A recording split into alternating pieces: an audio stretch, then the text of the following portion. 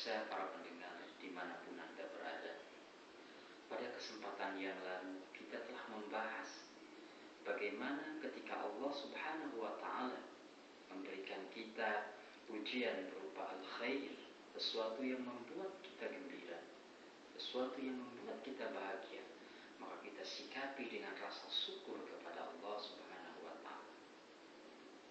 Pada kesempatan ini kita akan membahas bagaimana ketika Allah Subhanahu wa Ta'ala memberikan kepada kita ujian berupa asyar, sesuatu yang membuat kita gundah gulana, sesuatu yang membuat kita bimbang, atau bahasa sekarang yang membuat kita galau.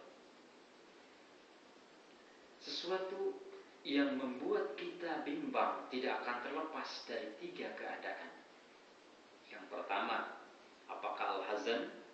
Al-hazan adalah kebimbangan yang disebabkan oleh hilangnya sesuatu yang kita cintai, hilangnya sesuatu yang kita sayangi.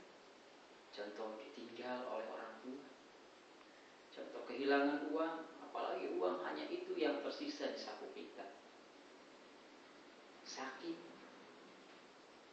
Yang kedua adalah alham.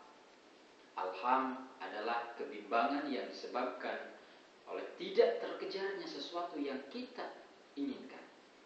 Contohnya, kita sudah melamar pekerjaan kesana kemari, belum juga dapat. Kita sudah mencari pasangan hidup, mencari jodoh, belum juga ada yang cocok. Itu adalah alham. Dan yang terakhir adalah al-gham. Al-gham adalah kebimbangan yang disebabkan oleh dikejar-kejarnya sesuatu yang tidak kita inginkan. Contohnya, kita dikejar-kejar oleh hutang. Pemirsa, dimanapun Anda berada, lalu bagaimana ketika Allah Subhanahu wa Ta'ala memberikan kepada kita ujian berupa syar? Allah yang Maha tahu segalanya, lebih tahu dari kita sendiri. Allah yang Maha menciptakan kita, Allah yang memberikan semua itu. Maka Allah memberitahukan kepada kita ketika datang hal itu, maka minta pertolonganlah kepada Allah. Jangan justru kita malah lari ke orang pintar. Dengan apa kita minta tolong kepada Allah? Allah berfirman, "Wasta'inu bis-sabri was-salat, wa innaha lakabiratun illa 'alal khashiyin." Dan minta tolonglah engkau kepada Allah dengan salat dan kesabaran. Dan itu sungguh sangat besar bagi orang-orang yang khusyuk kepada Allah Subhanahu wa Ta'ala. Bagaimana kita mau ditolong oleh Allah Subhanahu wa Ta'ala bila selama ini jauh dari yang memberikan masalah itu? Untuk itu dekati Allah, akrab dengan kita, sholat khusyuk, sholat tepat waktu. Dan yang kedua adalah sabar, sebagaimana yang dipesankan oleh Rasulullah kepada Ibnu Abbas.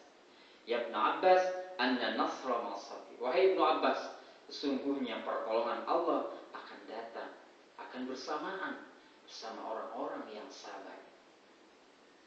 Timbul suatu pertanyaan, bagaimana? Saya sudah sabar, sudah bilang kesabaran saya. Sabar bukan berarti diam diri, dan sabar pun tidak ada batasnya. Allah Subhanahu wa Ta'ala menggambarkan tentang sabar di dalam surah Al-Baqarah ayat 142. Wa ka'ayyin min nabiyyin qatala ma'ahu ribbiyuna katsir fama wahanu lima asabahum fi sabil. Orang yang sabar, dia tidak akan mengeluh atas apa yang telah Allah lakukan. Begitu datang masalah, dia tidak uring-uringan, tapi dia akan tenang. Dia yakin bahwa ini adalah semuanya dari Allah, dan dia kembalikan kepada Allah. Wa ilallahi yurja'ul amru kullu. Yang kedua, orang yang sabar adalah wa ma dha'ufu. Dia tidak lemah penampilannya, tetap gagah. Tidak dengan adanya masalah dia jadi susah tidur, susah makan, tapi dia akan tetap gagah penampilan karena dia yakin sebesar apapun masalah pasti Allah sudah siapkan solusinya. Dan yang terakhir adalah wa mastaqanu.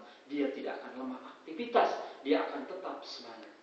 Hadirin yang dirahmati Allah Subhanahu wa Ta'ala, untuk itu Allah berfirman, fasabrun jamil. Alangkah indahnya sabar, maka derajat keberhasilan atau kesuksesan seseorang akan bersama orang-orang yang sabar. Pemirsa dimanapun Anda berada, demikian yang dapat saya sampaikan pada kesempatan kali ini. Mohon maaf atas segala kekurangannya. Terima kasih atas segala perhatiannya.